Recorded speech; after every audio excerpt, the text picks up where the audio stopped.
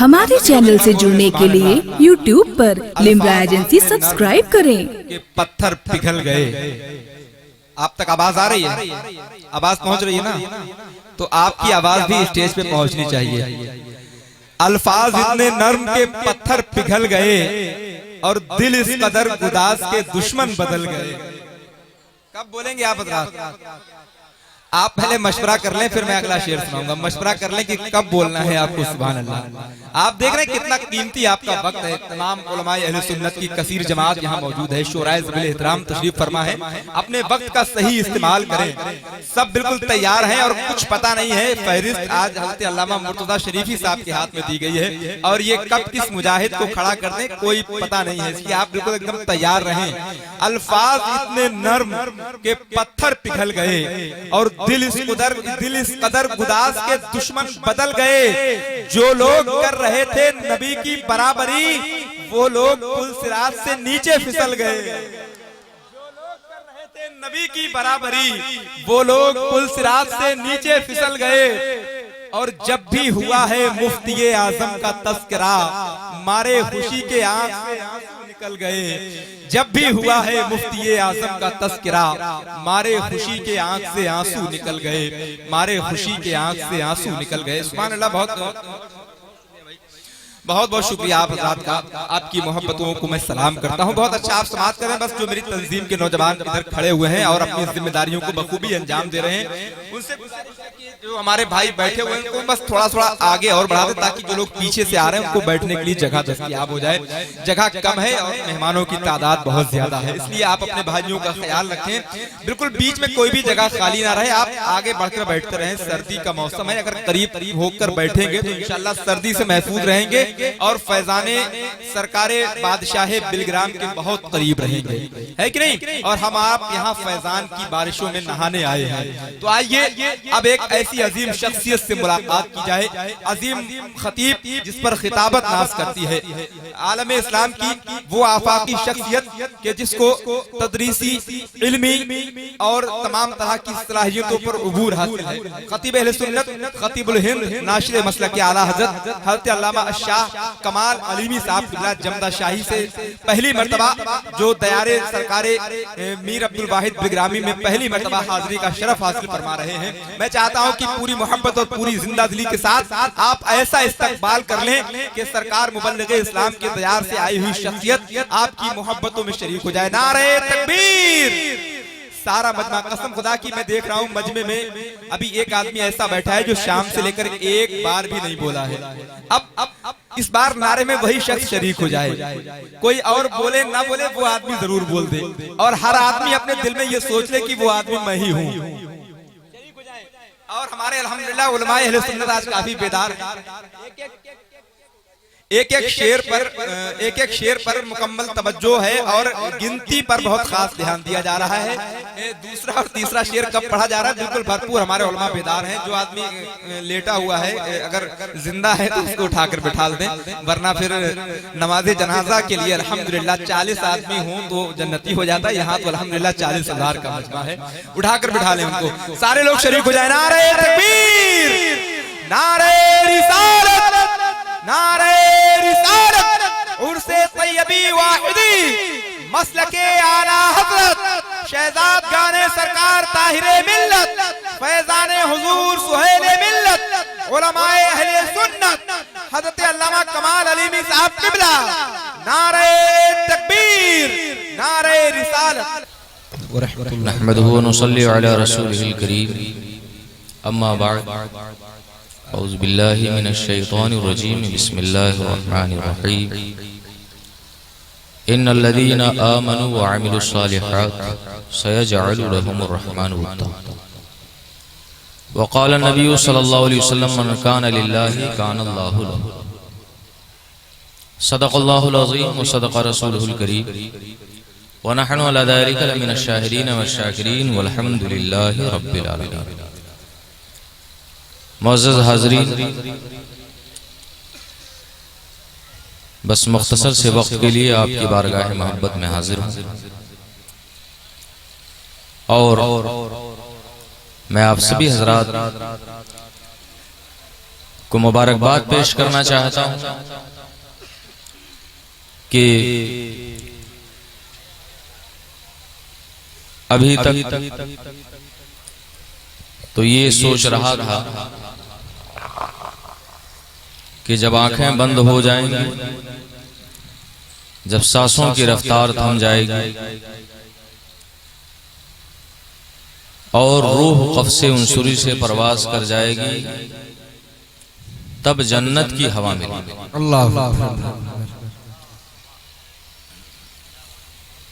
جنت آخرت کا حصہ ہے، اور آخرت کی پہلی منزل جسے ہم قبر کہتے ہیں وہ مرنے کے بعد ہی نصیب ہے۔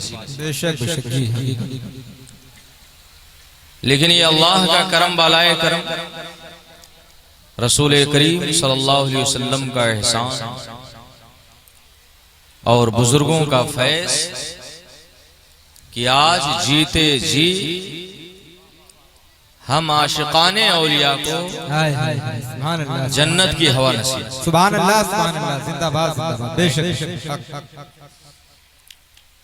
کسی غیرے نے نہیں بلکہ اعلیٰ حضرت نے فرمایا، کیا کہنے بھائی، سبحان اللہ، جن کی شان وادی رضا کی کوہ ہمالا رضا کا۔ اعلیٰ حضرت نے ارشاد فرمایا، اللہ اللہ عز و شان و احترام بالگرام، عبد واحد کے سبب جنت ہے نام بالگرام۔ آج الحمدللہ ہم اسی جنت کے جنتی ہیں، اور اس جنت کے دولہا حضور طاہر میاں صاحب قبلہ، حضور سہیل میاں اور حضور سید رضوان میاں، یہ سبھی حضرات انشاءاللہ تعالی ابھی دولہا بن کر کے رونق اسٹیج ہوں گے۔ آپ سبھی حضرات ان کے چہروں کی زیارت سے شاد کام۔ سبحان اللہ، سبحان اللہ۔ حضرات، ہم نے بارہا یہ شعر پڑھا کہ نگاہ ولی میں وہ تاثیر دیکھی، بدلتے ہزاروں کی تقدیر دیکھی۔ کیا کہنے، کیا کہنے، سبحان اللہ۔ الحمدللہ آج ہزاروں کی تقدیر کو بدلتے ہوئے اپنی نگاہوں سے میں دیکھ رہا ہوں۔ سبحان اللہ۔ اللہ نے یہ کائنات پیدا فرمائی، زمین بنائی، آسمان بنایا، چاند سورج بنائے، ہواؤں کو بنایا، فضاؤں کو بنایا، بحر و بر کو، خشک و تر کو، شجر و حجر کو، اللہ نے ہر چیز کی تخلیق کی۔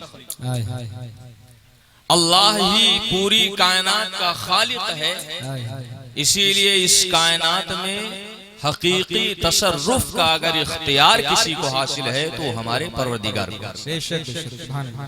ہے نا۔ اگر اللہ چاہے تو چاند سورج اپنے وقت پہ نکلیں ڈوبیں، اللہ چاہے تو ہوائیں چلیں، اللہ چاہے تو ہوائیں بند ہو جائیں، اللہ چاہے تو سمندروں میں طغیانی آئے، اللہ چاہے تو دریاؤں میں روانی آئے۔ لیکن اللہ اگر نہ چاہے تو پوری کائنات کے عقلاء اکٹھا ہو جائیں، پھر بھی وہ بند ہوا کو جاری نہیں کر سکتے، ڈوبے سورج کو واپس نہیں کر سکتے۔ ایک معمولی سی مثال لے لیں، اگر ایک مچھر کا پر ٹوٹ جائے، پوری دنیا کے ڈاکٹر، پوری دنیا کے طبیب، حاذق، ماہرین اکٹھا ہو جائیں، لیکن اس ٹوٹے ہوئے پر کو دوبارہ پہلے جیسی حالت میں جوڑ نہیں سکتے۔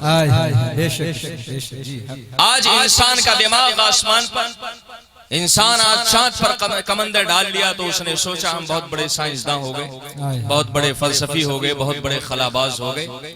تجھے خلابازی کا اگر صحیح نظارہ کرنا ہو تو سفر معراج کو دیکھ۔ جن خلاؤں کو تو آج راکٹوں کے ذریعے، جہازوں کے ذریعے، مشینوں کے ذریعے، طیاروں کے ذریعے آج تو سر کر رہا ہے، ان خلاؤں کو مصطفیٰ جان رحمت نے بغیر کسی راکٹ اور ہوائی جہاز کے بہت پہلے سر کر دیا۔ آج جس آسمان کے قریب تو بھٹک نہیں سکتا، اللہ کے رسول صلی اللہ علیہ وسلم بہت پہلے ان آسمانوں کو پار کر کے عرش، سدرہ اور پھر وہاں گئے جہاں وہاں کا بھی گزر۔ حضرات، تو اللہ کے زیر قدرت ساری کائنات، اللہ جب چاہے، جو چاہے، جیسا چاہے، جس طرح چاہے فرمائے، اس میں کسی کو تصرف کا اختیار نہیں۔ لیکن اسی زمین کے اوپر اسی آسمان کے نیچے اللہ نے ایک مخلوق کو پیدا فرمایا جس کو اللہ نے وہ پاور دیا، وہ طاقت دیا کہ وہ انسانوں کی بنی ہوئی بگڑی ہوئی تقدیروں کو بنا دیا۔ حضرات کبھی ہم دیکھتے مکہ معظمہ میں ایک بشر کھڑا ہوتا ہے جسے نوری بشر کہا جائے، انگلی سے اشارہ کرتا ہے، چاند دو حصوں میں بٹ جائے گا۔ مقام صحبہ میں انگلی سے اشارہ کرتا ہے، ڈوبا ہوا سورج واپس آ جاتا ہے۔ حضرات ایک مشکیزے کے پانی میں اپنے ہاتھوں کو ڈال دیتا ہے، اس کے انگلیوں کے گھائیوں سے پانی کے چشمے جاری ہو جاتے ہیں۔ بغداد کی سرزمین پر ہم دیکھتے کہ ایک مرد قلندر پیدا ہوتا ہے جو ذرا قبرستان کے مردوں کی طرف اشارہ کر دیتا ہے، اس کے ساتھ سارے مردے چلنے لگتے ہیں۔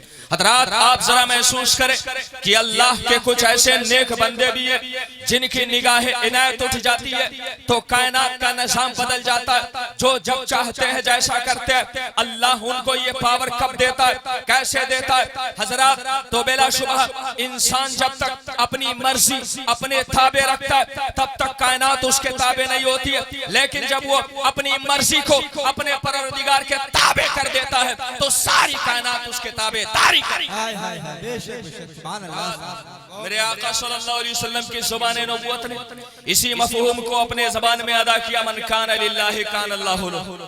جو اللہ کا ہو جاتا ہے اللہ اس کا ہو جاتا ہے، جس کا رب ہو جاتا ہے اس کا سب ہو۔ حضرات آپ کو یقین نہ تو آپ ذرا دیکھو دہلی کی سرزمین ہے، حضرت محبوب الہی رضی اللہ تعالیٰ عنہ بچپن سے ذرا جوانی کے عمر میں قدم رکھا، چند ساتھیوں کے ساتھ آپ فکر معاش میں تلاش معاش میں نکلے۔ حضرات چند ساتھی تلاش معاش کے لیے آپ ساتھ میں نکلے، ذرا آگے بڑھے تو حضرت محبوب الہی نے کیا دیکھا کہ حضرت قطب الدین حضرت بابا فرید الدین گنج شکر کی محفل واز سجی۔ حضرات آپ نے کہا تم لوگ جاؤ دنیا کمانے، اب تو ہم ایک دیندار بندے کے پاس بیٹھ کر کے انشاءاللہ ہم دین کما کے ہے نا۔ حضرات میں آپ کو دکھانا یہ چاہتا ہوں کہ اللہ والے جب اپنے آپ کو خدا کے مرضی کے تابع کر دیتے تو ساری کائنات ان کے مرضی کے تابع کیسے ہوتی ہے۔ حضور حضرت محبوب الہی حضرت بابا فرید کی بارگاہ میں گئے، ادھر ان کے 4 ساتھی ہیں جو گئے، 40 دن محنت کیا، پسینہ بہایا، خون جلایا، اپنے ذہن و فکر کے توانائیوں کو صرف کیا۔ اس کے بعد ایک معمولی سے سونے کی ڈلی بنائی اور لے کر کے بڑے شوق میں حضرت محبوب الہی کی بارگاہ میں پہنچے۔ کہا چلو بھولے بھالے نظام الدین کو دکھاتے، تم ایک بابا کے چکر میں پڑ گئے، تمہیں کچھ نہ ملا، ہم نے محنت کیا تو آج ہم سونا بنانے کی قدرت حاصل۔ وہ آئے 4 ساتھی محبوب الہی کی بارگاہ میں پہنچے، حضرت محبوب الہی بابا فرید الدین گنج شکر کی محفل واز میں بیٹھ کر کے دین کی باتیں سن رہے تھے۔ جیسے ہی وہ 4 ساتھی آئے، حضرت بابا فرید الدین گنج شکر اپنے شاگرد رشید اپنے تلمیذ رشید حضرت محبوب الہی سے ارشاد فرماتے، بیٹا نظام الدین ذرا بغل کے کھیت میں چلے جا، مجھے استنجا کرنے کی ضرورت ہے۔ ایک مٹی کا ڈھیلا اٹھا کر کے لیا، حضرت محبوب الہی گئے، جانے کے بعد مٹی کے ڈھیلے کو اٹھایا، جس ڈھیلے کو ہاتھ لگایا وہ ڈھیلا سونے میں بدل گیا، پھر دوسرے ڈھیلے کو پکڑا، شاید کچھ معاملہ گڑبڑ ہے، وہ بھی سونے میں بدل گیا، تیسرے ڈھیلے کو پکڑا وہ بھی سونے میں بدل گیا، سوچا لاؤ دوسرے دھات کو ہاتھ لگایا، مٹی کے بجائے آپ نے لوہا لکڑ کو ہاتھ لگایا، وہ سونے میں بدل گیا، دوڑے دوڑے آئے، حضور خصب ہو گیا۔ کہا کیا ہوا با بیٹے نظام الدین؟ کہا حضور معاملہ یہ ہے کہ اب جاتا ہوں جس چیز کو ہاتھ لگاتا ہوں وہ چیز سونے میں بدل جایا کرتی ہے۔ حضرت بابا فرید الدین نے ان 4 ساتھیوں کو مخاطب کرتے ہوئے ارشاد فرمایا، اے نادانوں میں تمہیں یہی دکھانا چاہ رہا تھا، تم 40 دن محنت کیے ہو، اپنے خون اور پسینے کو جلائے ہو تو معمولی سے سونے کی ڈھلی بنا سکے ہو، لیکن یہ اللہ کا بندہ جسے نظام الدین کہا جاتا ہے یہ چند دن ایک اللہ والے کی بارگاہ میں رہا ہے، اللہ نے اسے اتنا پاور دیا ہے، اتنی طاقت دیا ہے کہ اگر تمہیں بھی چھو دے تو تم بھی سونے میں تبدیل ہو جاؤ۔ نعرہ تکبیر، نعرہ رسالت، فیضان عرص طیبی واحدی۔